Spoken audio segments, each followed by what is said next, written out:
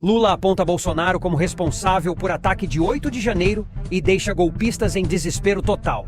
Aliados já pulam do barco e abandonam o ladrão de joias. Vão todos pra jaula.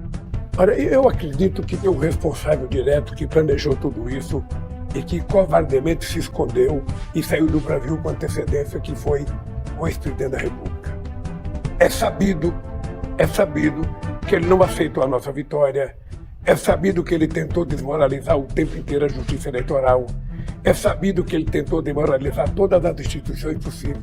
Ele planejou isso, covardemente não teve coragem de assumir, saiu e deixou os mandantes dele aí para cumprir o que fez. Nós ainda estamos apurando coisa, porque ainda nós temos que apurar quem financiou isso, quem garantiu os acampamentos.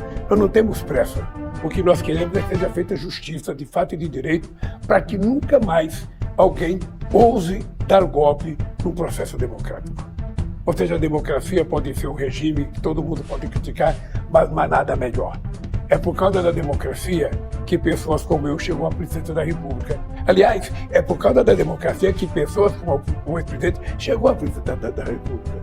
É por causa da justiça eleitoral que ele tentou desmoralizar que nós chegamos à presidência da República.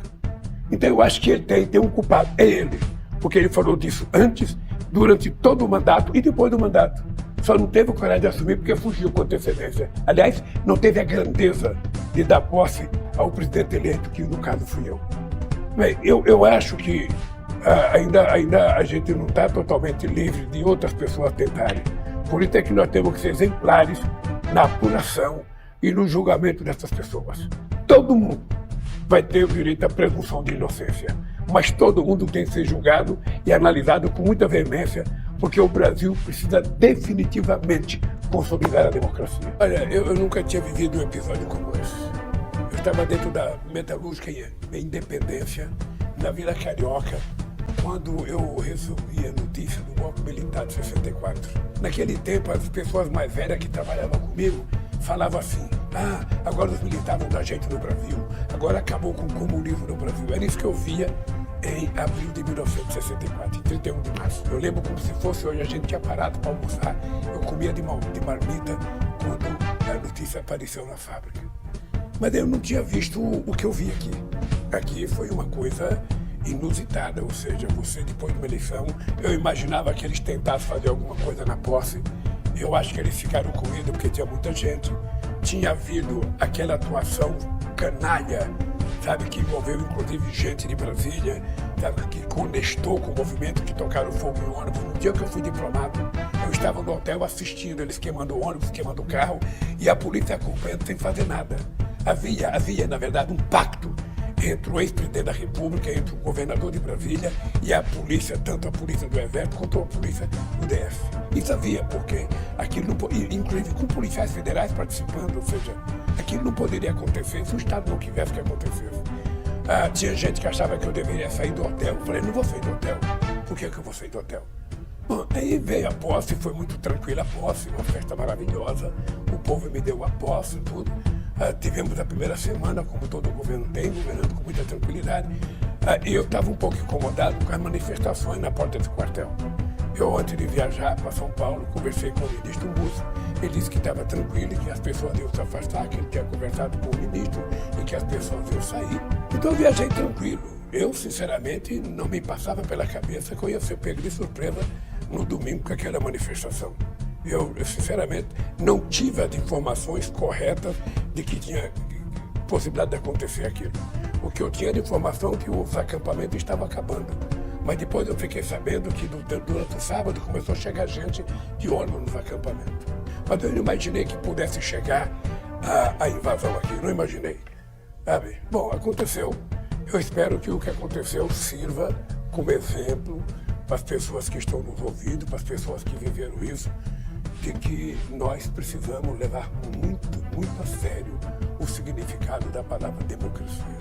Democracia é o direito da gente divergir, é o direito da gente discordar, é o direito da gente falar o que a gente quer, desde que a gente respeite os direitos dos outros e desde que a gente respeite as instituições que nós criamos para garantir a própria democracia. Vereadores bolsonaristas fascistas recuam e retiram apoio à CPI que mira Padre Júlio Lancelotti. Arregaram e pularam do barco, Xandão comprou a briga. Alexandre de Moraes, da Suprema Corte, também fez um telefonema para o senhor. Eu queria saber como foi essa ligação, ele prestou solidariedade e o que ele disse ao senhor. Ele falou que pretende entrar em contato com o presidente da Câmara dos Vereadores aqui de São Paulo. Eu queria entender mais sobre como foi essa conversa. Mais uma vez, obrigado pela entrevista. Então, ontem à noite o ministro Alexandre de Moraes me ligou, fiquei muito sensibilizado com essa ligação. Ele manifestou solidariedade, apoio, porque eu conheço o ministro Alexandre de Moraes há mais de 30 anos, desde o seu trabalho aqui em São Paulo, na Secretaria da Justiça e na Segurança Pública. E ele disse que está juntando todas as informações e para isso também ia conversar com o presidente da Câmara Municipal de São Paulo e que manifestava apoio e solidariedade e naquilo que fosse necessário que nós o acionássemos.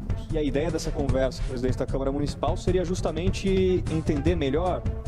Sim, entender como é que está funcionando, porque se fala da CPI, mas ela é uma proposta, ela não está nem ainda votada no Colégio de Líderes e nem no plenário, e ela ainda precisa passar por todo um ritual institucional e depois há outras 44 CPIs propostas e a Câmara só pode instalar 5 por vez e tem 3 em funcionamento nesse momento, que querem causar impacto e na verdade elas não dizem claramente o que é que quer dizer isso. Lucro político, eu não sou candidato, não sou político, não tenho cargo político, que lucro político eu posso ter? Na verdade, inclusive, toda essa agressão que eu estou recebendo não é lucro político nenhum. Então, falar de lucro político, depois, máfia da miséria, eu acho que é máfia da miséria quem abandona o povo. Máfia da miséria é não ter remédio nas unidades básicas de saúde e nas UPAs. Ter tanta gente com o CAD suspenso e bloqueado.